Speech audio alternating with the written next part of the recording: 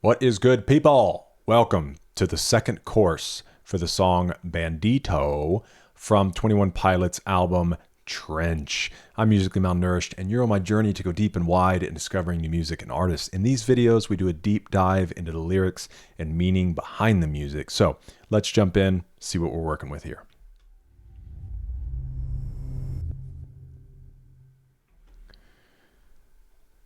Bandito is titled after the group of rebels within the world of Trench. This song describes their escape from the city of Dima through tunnels and its representation of leaving behind the negativity that the city symbolizes. However, the word bandito is not an invention of the band.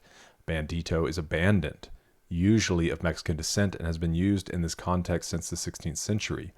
Somber and echoing, this song sees the main character, Clancy, finally begin to accept his role as a part of the Banditos and recognize the perils he will face before making the bid for his freedom. Tyler has stated that Bandito took the longest to write out of all the songs on Trench. He began writing it during the Blurry Face tour. Salo means to enable in Somali. Falina is a name. Its meaning is said to be one of creativity, with a distaste for conformity and strict routine. So Salo Falina may mean to enable expressive creations. This connects to the following line, I created this world. Tyler may also be giving a shout out to his home state of Ohio as Salo Falina, an anagram for all Ohio fans, which could also tie into where it sounded like he was saying the idea of like hearing this bounce off of you, even an echo, makes me think I can keep going. For those of you who don't know, Clancy is a fictional character trapped inside Dima, the central location in which the story of Trench takes place. Fans were introduced to Clancy in a letter calling for help found on the DMA.org website. He's an observer of Tyler's time with and struggle against Nico and the other bishops, which, like I mentioned in the other, we've done some deep dives over on Patreon into all of that lore. I could take the high road, but I know that I'm going low. I'm a bandito. Yeah, I'm curious about this because generally the idea of taking the high road is like the more noble route, right? If somebody's being ugly to you, taking the high road is like walking away, not stooping down to their level. And him saying, but I know that I'm going low. And obviously high, low, around have had different contexts in different songs on the album. So I'm not 100% because if he says that I'm going low, it could be speaking to the escape from Dima because they went through tunnels. So let's see if we have any clarity here.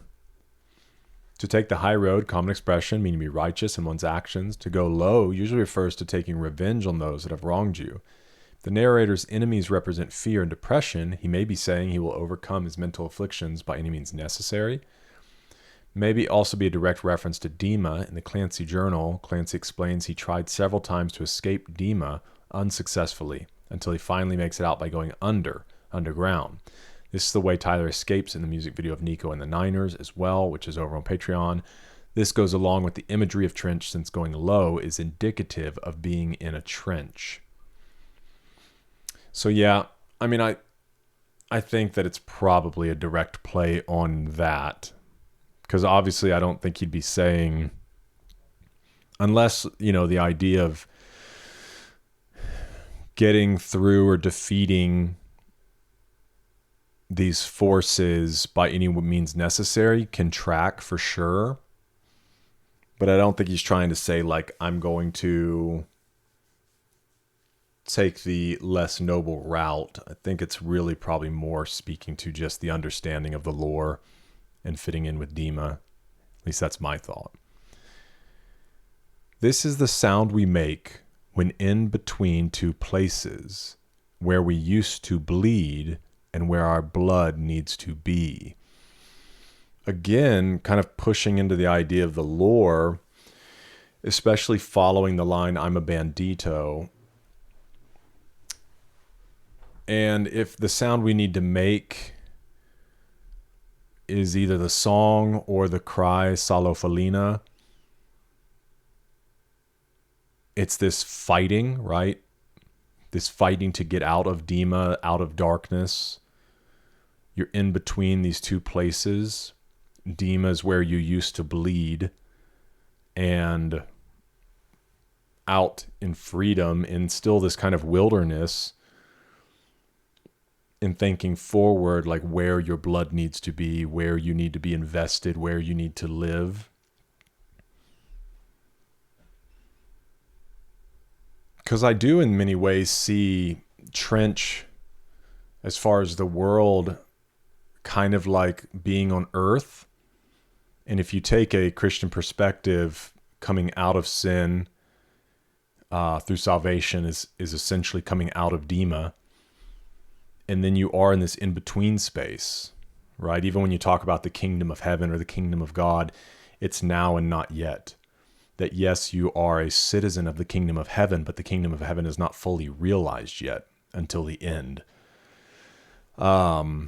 Which also tracks in the book of Exodus when the Israelites, when Moses leads them out of Egypt.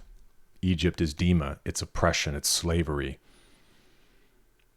And so leading them out of Egypt, there's a point of 40 years they're wandering in the wilderness. God is there with them, and he's leading them and teaching them and forming them, but still eyes are on the promised land. And that's the picture of sin, life, heaven, Egypt, wilderness, promised land.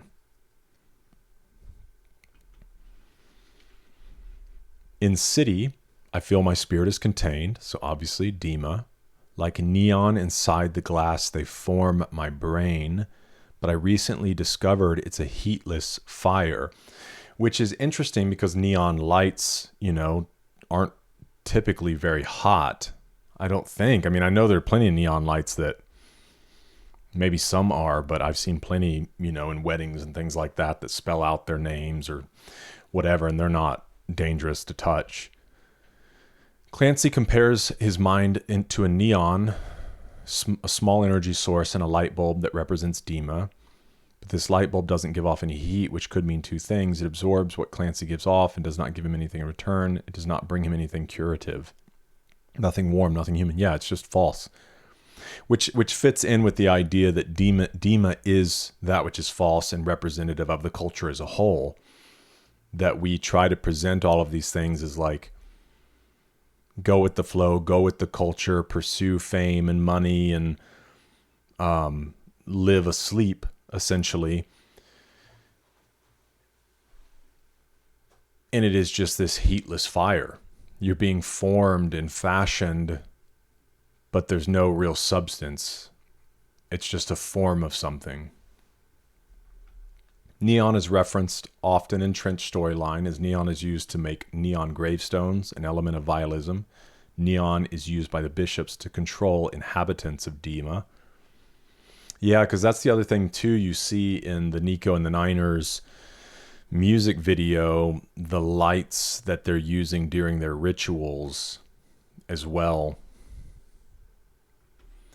Like nicknames, they give themselves to uninspire. Like nicknames, they give themselves to uninspire. Because I could see this idea of nicknames you give yourself to inspire, again, as kind of a false thing in talking about giving titles to people or fame or whatever it might be, that you give these nicknames to inspire, but it's not actually inspiring. So I don't know if it's a play off something like that. They are the 9 bishops of Dima, each representing an aspect of Tyler's insecurities throughout the album Blurry Face. Begin with bullet, now add fire to the proof. A reference to Fairly Local, when Tyler says, yo, you, bulletproof in black like a funeral. Yo, you, bulletproof like black. Okay. So we begin with bulletproof, and now we are fireproof. Oh, that's dope. I take this to mean that at first we could only fight the bishops enough to survive, but still be injured. However, now we can resist to the point that we aren't even burnt by their flames. But I'm still not sure if fear's a rival or close relative to truth. Which to me, that kind of speaks to like the movie Inside Out. If you've ever seen it, the whole premise being you have this young girl, and inside of her mind you have these very basic emotions: joy, sadness, fear, anger, disgust. And up until that point, joy ran the show, right? Because there's kind of this ignorance to life, not again in a negative way. It's just until you learn, you are in a state of ignorance. And so, but as you grow older, your emotions become more complicated. So obviously in the story, sadness begins to envelop some of the feelings and begins to take some control over the character Riley, and joy wants to shut her out. But at the end of the movie, they realize joy and sadness can go together. And so this idea of fear being treated as a rival, or is there some way that fear leads to truth? This could be in reference to the common notion found in Christianity that fear is associated with evil and truth is associated with good or God, as talked about in John 14:6. But Tyler is expressing doubt here, as he often does in his music, saying he's unsure if fear really is the rival or if it is the close relative to truth. In other words, he may fear the truth itself, the truth of inevitable death, continued mental illness, etc., thus making fear more closely related to truth than he may have thought. Yeah, I wonder too,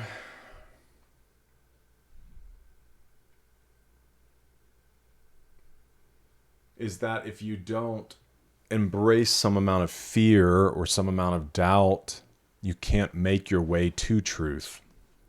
We talked about that idea a little bit on the live stream, so I won't rehash it here. But if you're not willing to face the fear, face certain fears, you will never find truth. And that's even the point in Dima, right? It's the comfort and the conformity and the patterns of Dima that keep people wanting to stay there, not to disrupt their lives, disrupt what's going on, live in the wilderness of Trench. But unless you're willing to do that, unless you're willing to face some fear, or at least take your truth and put it like the fear of testing it, you may never find your way to truth. Either way, it helps to hear these words bounce off of you. The softest echo could be enough for me to make it through, which, yeah, is just this idea of, as he's grappling with these thoughts and not necessarily saying, because he said, I'm still not sure. He's not saying this is what it is. And so the idea of just bouncing these thoughts off of us, bringing it into the conversation, is what he's doing. All right, we read about this, what looks like. Maybe there's a little bit more here.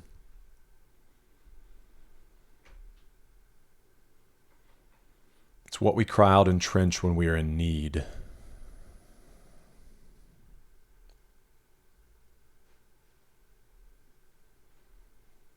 It's been suggested that the band took inspiration from this and created their own meaningless phrase to infuse with meaning. Makes things unique and special, giving purpose to a set of syllables that didn't have a purpose before. Tyler even said in an interview, "That was a moment in my songwriting that I don't usually do.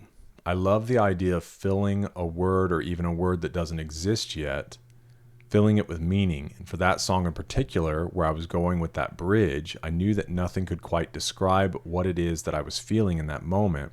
And that's where the phrase came from, and it turned into this idea that is like, it's something you cry out when you're in need." That's cool. "I created this world to feel some control, destroy it if I want." Which I wonder if that's speaking just specifically to the lore that they created. There's probably a deeper meaning. Tyler created Dima in the story of Trench in an attempt to exercise some control over his thoughts and emotions. As such, it would follow that he is all-powerful inside a world of his own making and could choose to destroy it at any moment. Whether or not he can destroy this world is questionable, however. His thoughts and emotions are tied into Dima now, so if he loses control, does he also lose control of the world he's created? Immediately after claiming he can destroy it, he sings Salo Felina, which implies he's in need, opposing the idea that he is all-powerful here. Tyler elaborated on this line, I love stories. I love being able to dive into a story and write from that perspective. A lot of my writing is obviously very personal. It's something I'm working through. But there's some of it that I like to, understand the people around me and try to dissect and analyze it. I wanted to create a world that I could go into and write from. And in that world, I could control the exterior and what was kind of pushing down on me. And that control was really helpful in the creative process. And the reality that I can't really control that. How people perceive it or what types of songs should be written, what types of records should be written. Our final show of the Tour de Columbus, I went home and I started coming up with this world. And it just started to consume me. It was all I could think about. I know every aspect of this world. Like I know what the weather's like in this world. And I wanted to go there and write from this place. And my studio then kind of became, in a sense, my version of it. And I really wanted to dive deeper into the narrative of who Blurryface is, which I think at this point we know, or are pretty certain, Blurryface is Nico.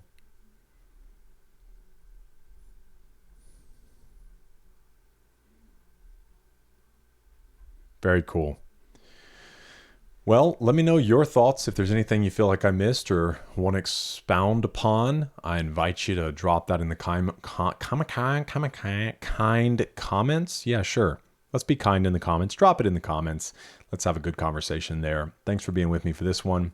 Hope to see you in the next one, because we're eating good.